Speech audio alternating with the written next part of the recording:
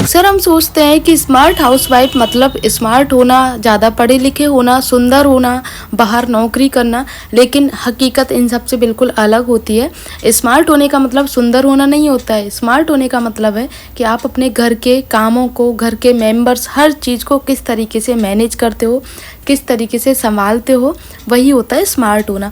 कम समय में ज़्यादा काम करना और सभी घर वालों की ज़रूरतों के हिसाब से काम करते हुए अपने आप का भी ख्याल रखना, वो स्मार्ट होना होता है। घर के काम तो देखो सभी करते हैं, किसी को, बहुत सी लेडीज़ तो मैंने ऐसी भी सुनी है कि वो तो बोलती है हमें टाइम ही नहीं मिलता है, पूरा दिन घर के कामों में निकल जाता है। तो क्या सच में ऐसा हो सकता है? मुझे नहीं लगता ऐसा होता होगा कि पूरा दिन निकल जाता होगा। थोड़ी देर, आधा घंटा, 1 घंटा थोड़ा तो टाइम मिलता होगा जिसमें वो अपने लिए समय निकाल सकें। थोड़ी देर रेस्ट कर लेती हैं बहुत सी लेडीज़ कुछ अपने एक्स्ट्रा काम कर लेती हैं। कुछ जिनके पास थोड़ा सा समय बचता है तो अपना मोबाइल वगैरह चला लेते हैं, ये सारे काम कर लेते हैं। बाकी समय सबके लिए मिलता है। ऐसा हो ही नहीं सकता कि आप सुबह के 6 बजे से लेके और रात के 10 बजे तक नॉन स्टॉप काम करते रहें। ऐसा कोई कर भी नहीं सकता है। तो उनकी बात अलग है। जो हाउस हेल्पर होती हैं वो तो पूरा दिन बेचारी काम करती रहती हैं। बेचारी नहीं बोलेंगे उनके लिए, वो स्वाभिमान से जीना होता है। जो अपने लिए काम करके अपना घर चलाती हैं तो वो उनका स्वाभिमान होता है। वो बेचारी शब्द उनके लिए फिट नहीं बैठता है। बेचारा शब्द उनके लिए फिट बैठता है जो कहते हैं कि हमें टाइम ही नहीं मिलता है, पूरा दिन घर के कामों में निकल जाता है। बेचारा शब्द उनके लिए होता है जो सब कुछ कर सकती हैं लेकिन अपने आप को बेचारी बनाती हैं कि मुझे तो टाइम ही नहीं मिलता है।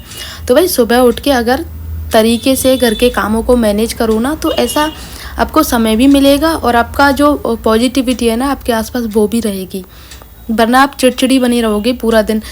हस्बैंड लोग शाम को घर आते हैं, आते ही बस यही शिकायत रहती है हमारी कि पूरा दिन घर के कामों में निकल जाता है, बिल्कुल भी समय नहीं मिलता। तो भाई वो भी थके हुए आते हैं, घर का काम करते हैं, बाहर से आते हैं, कोई ऑफिस से आता है, कोई दुकान से आता है, कोई मजदूरी करके आता है। तो उनके लिए भी थोड़ा सा स्पेस, थोड़ा सा पॉजिटिविटी चाहिए होती है घर में, क्योंकि बाहर नेगेटिविटी तो बाहर बहुत होती है। कभी बॉस की फटकार, कभी कस्टमर का, कभी मजदूरी जो करते हैं उन पर बोझ, बहुत सारी ऐसी जिम्मेदारियाँ होती हैं जो वो सारी चीज़ें सहन करते हैं। लेकिन चाहते हैं कि घर में आएँ, हमें पॉजिटिव माहौल मिले, घर में बीवी बच्चे माँ बाप सब लोग एकदम पॉजिटिव मिले, यानी कि सब लोग एकदम हंसी खुशी स्वस्थ मिलें। तो वो यही चाहते हैं। तो वो काम किसका होता है? हमारा होता है कि हम घर के कामों को भी करें और साथ में पॉजिटिव माहौल भी बनाएं, क्योंकि हमें पता है घर का काम हमें करना है, किसी और को नहीं करना। तो जब हमें करना है तो फिर इसको बोझ समझ के क्यों करें, उसको जिम्मेदारी से भी तो कर सकते हैं। तो अब समझ में आ गया होगा, स्मार्ट होने का मतलब सुंदर होना नहीं है। स्मार्ट होने का मतलब है घर के कामों को बहुत अच्छे से मैनेज करना और खुद को पॉजिटिव रखने के साथ साथ घर वालों को भी पॉजिटिव रखना। ये होता है स्मार्ट होने का मतलब।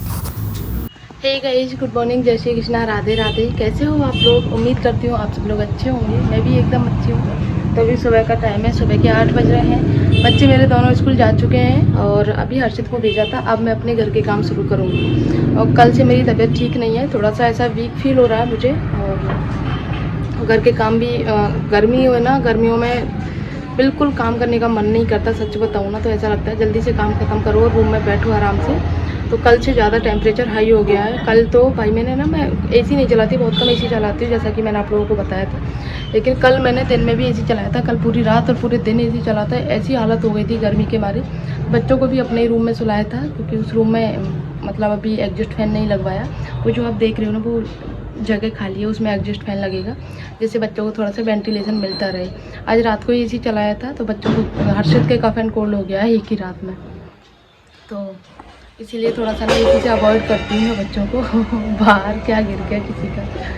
और घर का काम पड़ा है बहुत सारा, करने का मन नहीं है बिल्कुल भी। आज तबीयत ठीक नहीं है, ऐसा लग रहा है बस ऐसे पड़ी ही रहूँ, वो वाला सीन हो रहा है इस टाइम पे।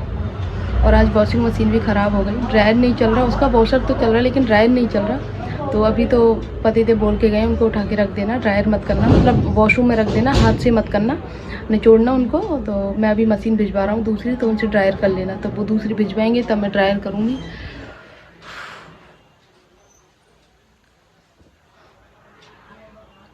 सच में सुबह सुबह से ऐसी गर्मी है, मतलब वेंटिलेशन सॉरी टेम्परेचर इतना ज़्यादा हाई हो गया, बहुत ज़्यादा। काम करना किचन में वैसे तो कर लेते हैं, लेकिन किचन में काम करने में ना बहुत गर्मी लगती है। और ख़ासकर जब शाम को मैं खाना बनाती हूँ ना, तब तो मुझे बहुत गर्मी लगती है, क्योंकि एक साथ पराठे सेक के रख लेती हूँ और दिन में तो खाने का मन ही नहीं करता बिल्कुल भी। ऐसा बस सलाद वगैरह खा लो कुछ और बस फ्री। हाँ, रात को आराम से चैन से बैठ के खाते हैं, तो मैं सेक के रख देती हूँ पराठे और फिर अपना दर्शन वगैरह जाती हूँ शाम को। तो ये मेरा शाम का रूटीन रहता है। फिर बच्चों को पढ़ाती भी हूँ क्योंकि उनके एग्ज़ाम्स आने वाले हैं। बाकी काम कर लेती हूँ। मेरी सांस फूल रही है बोलने में, क्योंकि मेरी तबीयत ठीक नहीं है। थोड़ा थोड़ा रुक रुक के काम करूँगी। पतिदेव बोल के गए कुछ भी काम मत करना। दवाई मेरे लिए निकाल के गए हैं, ये दवाई ले लेना, क्योंकि मेरी दवाई मैं अगर किसी दिन मिस कर देती हूँ ना, तो मुझे तुरंत दर्द हो जाता है। मुझे ऐसा स्वेलिंग जैसा फील हो रहा है, जैसे यहाँ स्वेलिंग आ जाती है ना वीकनेस की वजह से, ऐसा फील हो रहा है। और वीकनेस तो पता नहीं किस चीज़ की वीकनेस है, यही नहीं समझ में आ रहा। चलो गाइस, ठीक है, करते हैं काम, मिलते हैं आपसे थोड़ी देर में। सुबह के टाइम में ना बहुत सारे काम ऐसे हो जाते हैं जिनको करना ही करना होता है, उनको आप बाद के लिए नहीं रख सकते हो। जैसे कि सुबह के टाइम की साफ़ सफाई, डस्टिंग, ये सुबह ही होती है। तो सुबह ज़्यादा होता है काम, शाम को कम होता है। तो जो भी एक्स्ट्रा काम होते हैं ना, तो वो मैं शाम को ही रखती हूँ। जैसे किचन की साफ़ सफाई करना हो, साफ़ सफाई से मतलब है किचन की, जैसे अंदर के डब्बे वगैरह हटा के कोई सामान खाली करना हो, भरना हो, वो सारी साफ़ सफाई। बाकी सुबह के टाइम अभी सीढ़ियों की धुलाई कर रही हूँ मैं, क्योंकि मैं ना झाड़ू लगा देती हूँ, पोंछा लगा देती हूँ। तो लेकिन आज मैंने सोचा कि सीढ़ियों की धुलाई कर देती हूँ, धोने के बाद में फिर पोंछा लगाऊंगी ना, तो और अच्छे से क्लीनिंग हो जाएगी। क्योंकि बच्चे ना सारा दिन चॉकलेट वगैरह जो भी लेके आते हैं ना, उनके रैपर सीढ़ियों में ही डाल देते हैं। क्योंकि ऊपर मैं देखती हूँ तो डस्टबिन में डालते हैं, तो फिर मैं देखती हूँ क्या क्या लेके आए हैं, तो मैं फिर उनको डांटती हूँ। इसी वजह से वो डस्टबिन में नीचे डाल देते हैं। उनको नहीं पता है कि मेरी नज़र सब जगह रहती है, चाहे आप डस्टबिन में डालो, चाहे बेड के नीचे डालो, मुझे पता रहता है कि कौन सी चीज़ कौन सा बच्चा लेके आया है। मैं ना खाने की मना नहीं करती, मुझे पता है बच्चे हैं, ये सारी चीज़ें भी खाएंगे, लेकिन एक लिमिट में रह के अगर खाएं ना, तो उतना नुकसान भी नहीं करती हैं। और फिर मुझे भी इतना ज़्यादा वो नहीं रहे कि मैं टोका टाकी करूँ बच्चों को। मेरी आदत नहीं है बच्चों की टोकने की, लेकिन लिमिट में रह के खाओ तो ठीक है, वरना फिर मैं टोकती हूँ, मैं नहीं मानती हूँ। तो अभी पतिदेव पूजा करके आ गए हैं और मैं कर रही हूँ खाने की तैयारी।